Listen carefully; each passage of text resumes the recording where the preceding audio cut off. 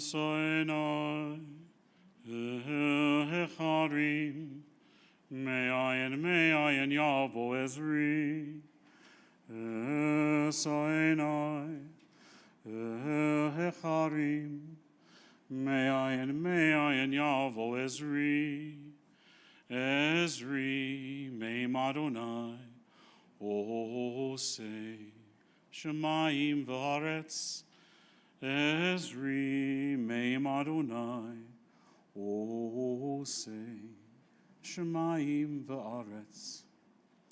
I lift my eyes unto the mountains, and what is the source of my help? My help comes from Adonai, the maker of heaven and earth. I thought of that psalm last night as we gathered around David in your living room with that incredible, expansive view, the sun setting in the west, the treetops and the mountains in view, the sound of the stream running beneath us in that home that was so much a place of sanctuary and comfort, surrounded by all of you, providing that comfort and that blessing to escort him along this journey.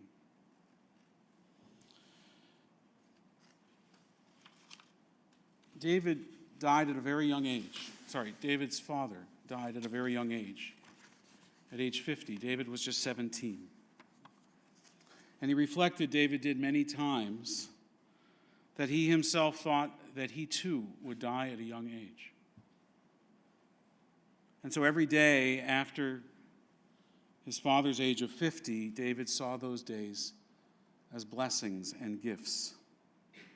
He developed a perspective in his life that I know he would want us to keep in mind at this very painful time.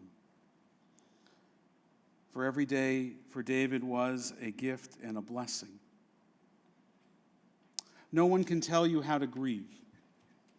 Each person's relationship with the deceased, their own experience of loss, it will guide you and it will inform you on how you navigate and walk through the valley of the shadow of death. But as a compass point along that path, I want to raise up David's own perspective. That every day he had, and therefore every day that he had with you and you had with him, was a gift. Rather than focusing on what we have lost, his perspective, perhaps our perspective, is to concentrate and meditate on what we have been given by having been in relationship with this kind, thoughtful, wise, fun and funny, and deeply principled human being.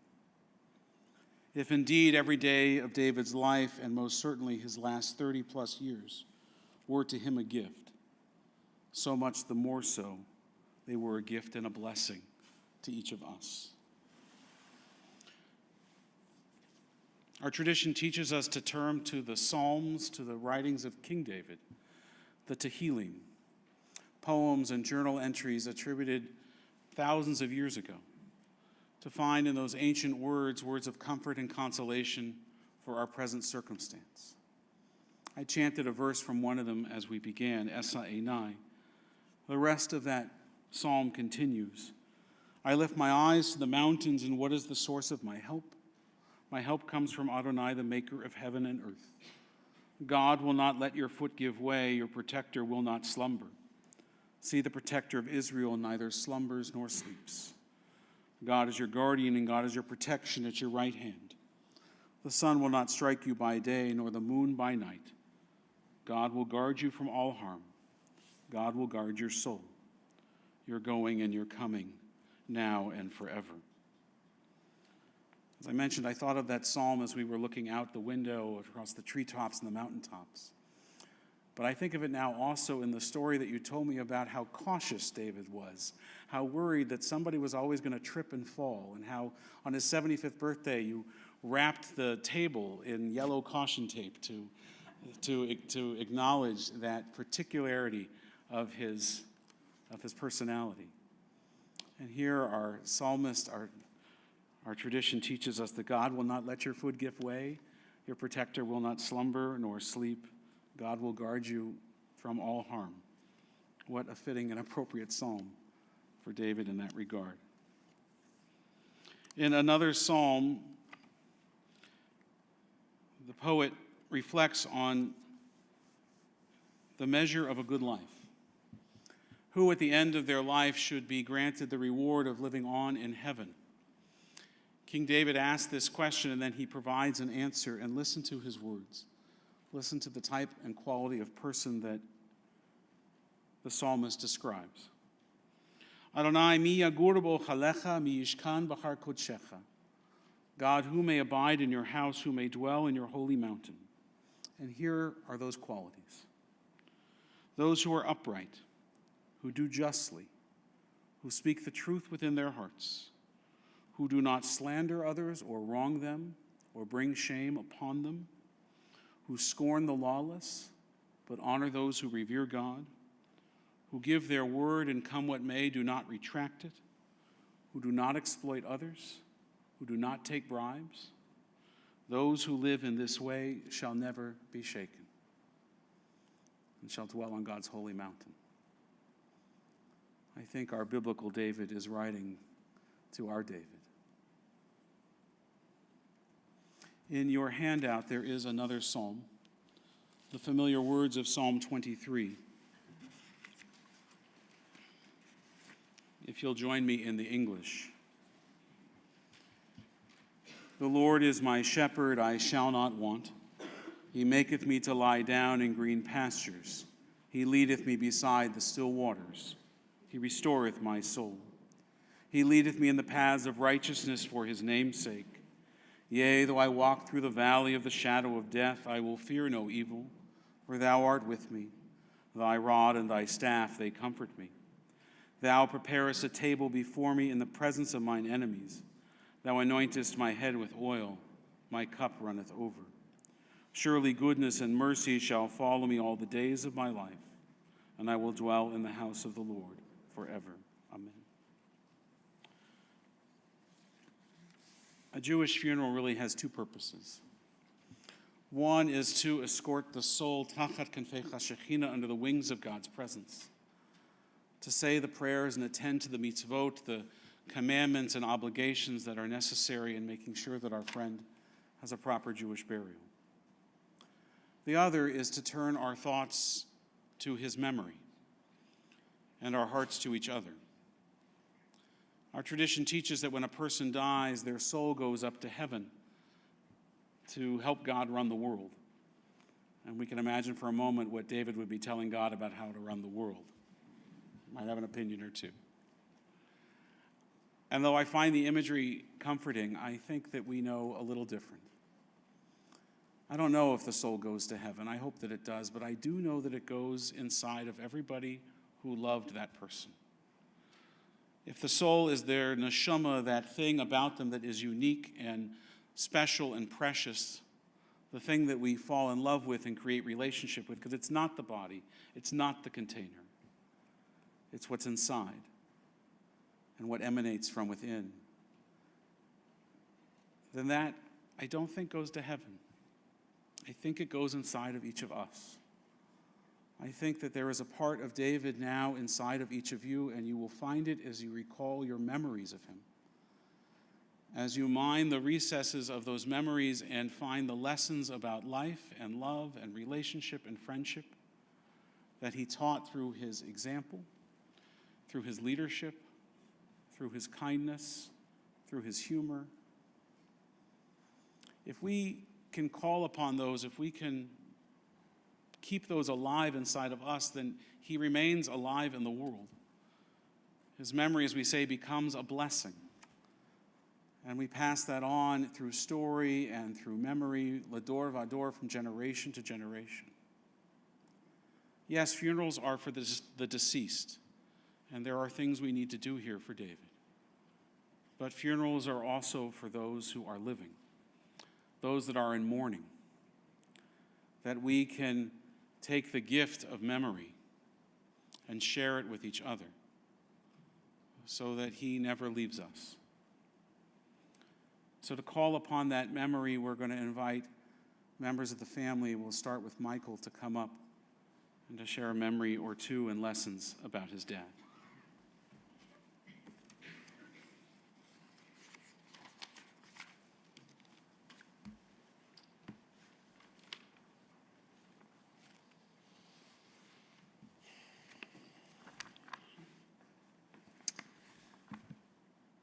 First, I'd like to thank everybody for coming today. It would have meant so much to my father to see you all here. And he was touched by the visits that he had with many of you in the last few weeks and months, and the kind words and the love that you shared with him. I'd also like to thank the rabbi who provided great comfort to my dad and to our family in the last few days and weeks. My dad told me, he said, he's a pretty good guy.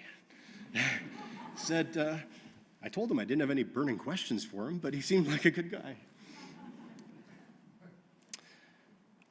Before I speak about my father, I'd also like to speak about my mother, or more accurately, about both of them. They were married for more than 60 years, and I think their relationship was defined by independence, but interdependence as well. They were two strong, smart people whose whole was much greater than the sum of the parts. She provided much joy in his life, and he loved her deeply. My sister wanted me to say that they had wonderful communication skills, so I will say that. Until the end, when he couldn't speak and she couldn't hear. That became more challenging. But they made all important life decisions together, and they talked them through, and they were, I think, a model and an inspiration for all of us. I also want to say a few words about the children and the grandchildren. With Kelly, there was that special and undeniable bond between father and daughter, and he was so proud of you. And you could say things to him that I would never even dream of saying, and he respected you and your opinions to the core. For Dawn and Laura, he loved you as children, as part of the family. And for the grandchildren, Seth and Sophie and Jake and Abby and Holden and Max, you were the light of his life.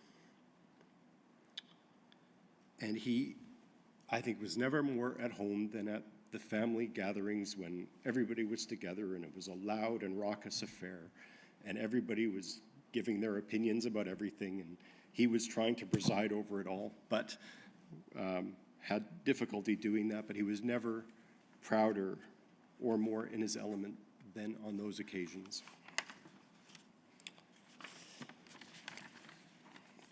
There were many things that I admired about my father, but today I want to focus on 3 of them. First, he and my mother created a strong and safe foundation for Kelly and me. In our childhood, our house was a home and a place where we knew we were loved and we knew we would be accepted no matter what. And I think that's something that's often taken for granted, but as a husband and parent myself, I know that those things don't just happen by accident, and it takes a lot of work and dedication. And I know both Kelly and I will be eternally grateful to both of my parents for that. The second thing that I admired about him was his intellect and his sense of humor. He loved to laugh and to tell a good story, and he was wonderful at telling stories. And there was nothing better than to see his eyes get all crinkly and tears start streaming down his face with a particularly good story. But his intellect was something else, I think what the kids today would call next level. And he always had a very clear insight to any issue or any problem. And he would know what questions to ask. to point you in the right direction to finding a solution. And he could command a room with his quiet wisdom, which was really amazing to see. Kelly said he was the Google before there was Google, and she could ask him anything and he would know the answer. And even if he was wrong, he would never admit he was wrong. The third thing that I admired about him was probably the thing I admired most, actually. He was born an only child into humble beginnings in Nelson. Laura and I once took my mom and him back there to see his family roots. And I think over the course of the weekend, we went to 9 different houses that they lived in the span of about 14 years. And he and his mom and his dad did not have a lot of money. And I think life was hard at those times. And then he moved to Vancouver when he was 14, and as the rabbi indicated, soon after that, his father died when my dad was 17. And I think that left a hole in his heart for his life. But through hard work, careful, cautious decision-making, partnership with my mom, they became very successful. But that's not what I admired the most. What I admired was that with some people who are successful, you see that they will believe that, well, if I could do it, anybody could do it. And they kind of pulled the ladder up from everybody else. But my dad was not like that. He knew that he was very fortunate and that others were less fortunate and needed help along the way. And he was always there to help, to extend a hand when it was needed. And it was that generosity of spirit that I admired the most.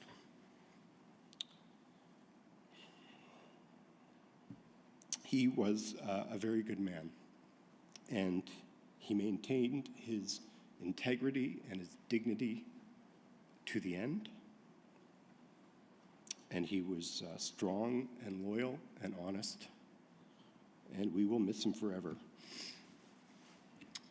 Yesterday, as the rabbi alluded to, the whole family was around him as he moved on from this world. We were all gathered around him. We all were touching a part of him as we held on and let go.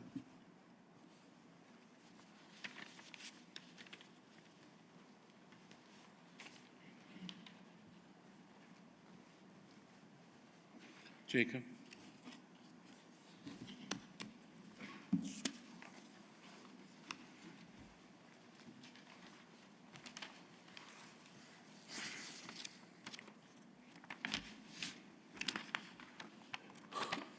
So the 6 of us grandchildren have been so incredibly fortunate to grow up and mature with Poppy in our lives and get to know Poppy as adults. And for us growing up just a few minutes away from Nanny and Poppy's house, we got to spend so much time together. So many birthday dinners, Shabbats, Pesachs, time by the pool as kids, time at the Howish, and in Hawaii. We really got a lot of time together. And that's almost 30 years of time to soak up Poppy's values and his wisdom and his love. And I think as a grandchild, that's the greatest gift that we could ever get. And at those dinners at Nanny and Poppy's house, we always had really meaningful discussions about politics and current affairs, and it was really important to Poppy that we had, heated discussions about meaningful things.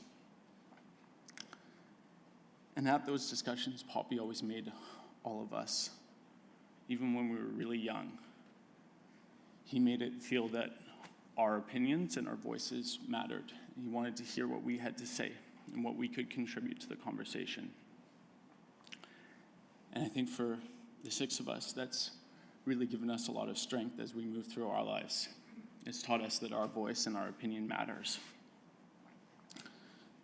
But at those same conversations, at those same dinners, when Poppy spoke, we all listened. The table would go quiet, and we all wanted to hear what Poppy had to say because he was the voice of reason in our lives. He taught us that things weren't always black and white, and that we needed to think critically. I know for me, when I'm faced with the toughest decisions in my life, the biggest dilemmas, I would always go to Poppy. And he would help me make the right decision. He didn't always have the answer, but he always knew what questions to ask. And he would listen, and then he would represent things in a different way and get to the root of the issue. And that would help me make the right decision. One of my earliest memories is on a boat somewhere in Jervis Inlet, salmon fishing. I can't remember which boat it was on, but I know that Poppy was there and that my parents were there. And if you know me, you'll know that aside from my family here, one of the most important things in my life is wild food. And I think that's true for a lot of us. The things that we're most passionate about, whether it's skiing or golfing or travel, debate, politics, sometimes just drinking beer. Those are things that Poppy brought into our lives, and those are things that Poppy gave us. We're all influenced by the places that we spend our time and the places that we're connected to. The landscape and the food and the lifestyle of the places where we spend our time etch themselves into who we are. And wow, Poppy really chose some of the best places on earth for us to spend our time, between Jervis Inlet or the Howish, Whistler, the North Shore of Vancouver, and Hawaii. Those are the places that I feel at home, and those are the places that Poppy brought into our lives. And when we're in those places, at the Howish, on the ocean, or in the mountains, maybe for some of you on the golf course, not for me, I know that Poppy's going to be with us. And when we're facing the hardest decisions in our lives, Poppy's going to be there guiding us, making sure that we move through life with integrity and that we make the right decisions.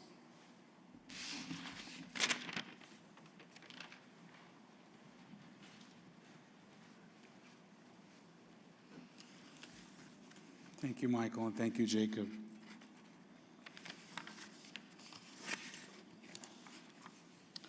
David was not a synagogue goer. If you were looking for David on a Friday night or a Saturday morning, shul would not be the first place, or the second, or even the 10th that you might find him. He made sure that I knew that. I said I had noticed, but I don't take attendance. But as I got to know him and talk with him, and through his family learn about him and understand him, I actually believe that David was one of the most pious people I have ever met. David undoubtedly performed many mitzvahs in his life. With Judy, you raised a loving family, and we observed and joked last night, surprisingly, how functional your family is. You all love and support and get along with each other. You noted that that was maybe the exception. That doesn't just happen. It was by design. It was by the intentional effort of your parents and your grandparents that you all get along with each other. That's a mitzvah, but that's not David's greatest mitzvah. David and Judy, you were also generous. You did tzedakah and supported our community, worked tirelessly in our world, and indeed for justice and equality. One of my first notes from David was of his agreement with Temple Shalom's work on behalf of Syrian refugees, and how he and Judy's desire to support those efforts any way that we needed. Our rabbis say that tzedakah is perhaps the greatest mitzvah in the entire Torah because it leads to all the others. But still, that was not David's greatest mitzvah. It was something even more powerful, more essential, and truth be told, more difficult to perform than raising a loving family or working for social justice. David's greatest mitzvah was his ability to listen. Jewish tradition commands us Shema. We translate it as "Hear, O Israel." But that's not quite correct. The root and meaning of Shema is not to hear. It's rather the higher value, the greater mitzvah. We are commanded to listen. The commandment is so important that it's the first word on the scroll of a mezuzah that hangs on your door at your home and on many of your doors. So that every time you leave your house and go out into the world to work, to encounter others, to do the work of bringing justice to the world, we're reminded, Shema, listen. And every time we come home, as we walk in the door, before we greet our family and sit down at the dinner table or talk to our spouse or our children or our grandchildren, we look at that doorpost and we are reminded to listen. Hearing simply happens. Listening, however, is a conscious choice. Listening requires concentration so that your brain processes meaning. And listening leads to questions, which ultimately lead to understanding and to truth. In my experience, most people are not hard of hearing. They're hard of listening. But not David. David was an incredible listener. For all of the many accolades that he rightly acquired and deserved for his work as a leader with the BC Development Corporation and one of the creators of ICBC, his work as an accountant and later serving as an advisor on 30 or more boards and businesses. David's superpower, his great contribution to each of those endeavors and to his relationship with each of you that fostered his capacity was his ability to listen. He would do it around the family table as Jacob just described. He loved to listen to his children and grandchildren talk and debate and discuss issues of the day.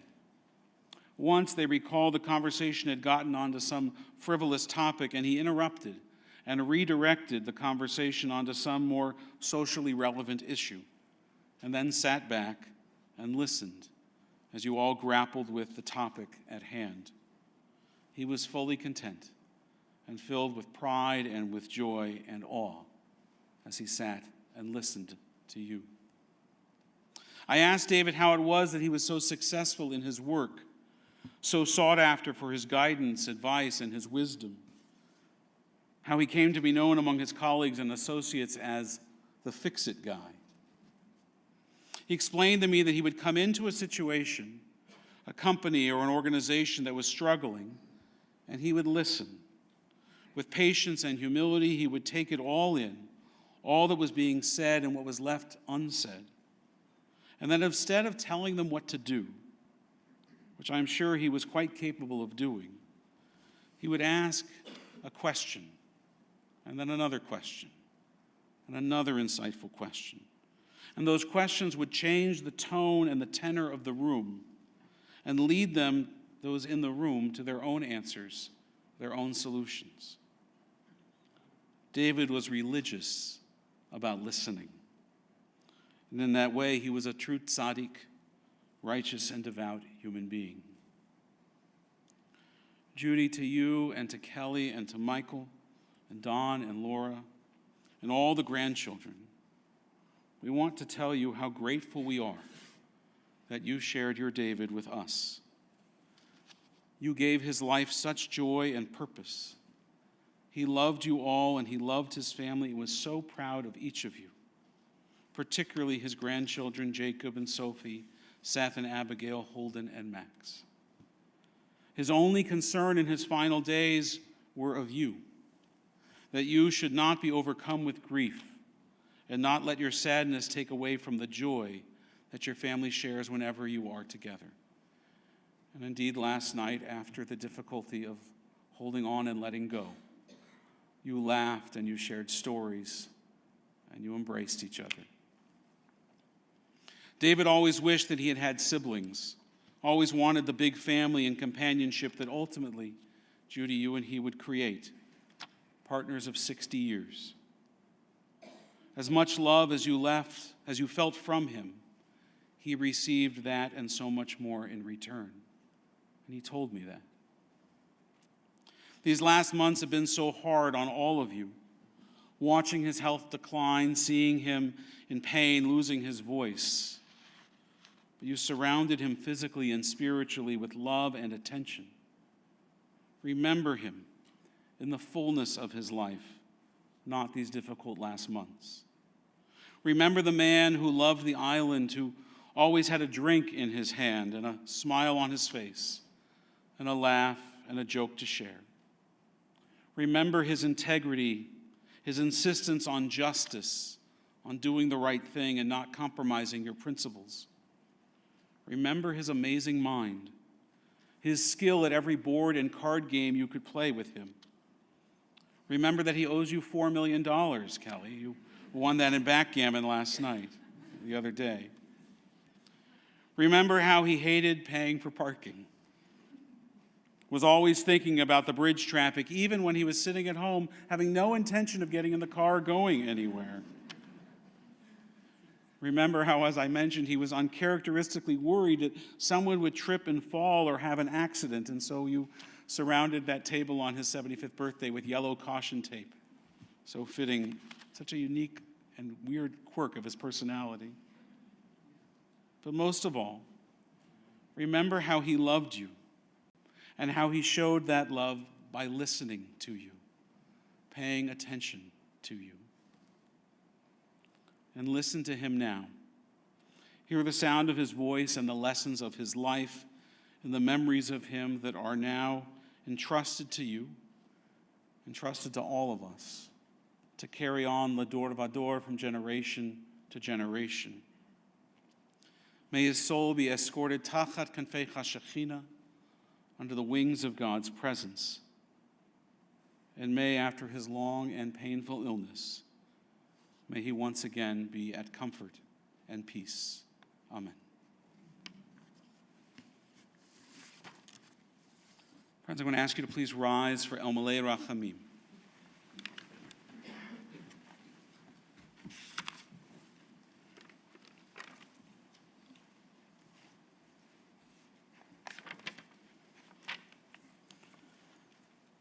El Malei Rachamim, Shochen Bamromim, Amitzeh Menucha Nechona, Tachat Kanfecha Shekhinah, Im Kiroshim Utchorim, Kizochar Kiamasirim, Et Nishmat David Moshe Ben Chaim Vesara, Shechalal Olamo, Baal Harachamim, Yastirechu, Beseta Kanafav Olamim, Vayitzur, Bitzur Hachayim et Nishmato, Adonai hu nachalato, V'yanuach, B'shalom, Al Mishkavo, V'nomar Amen.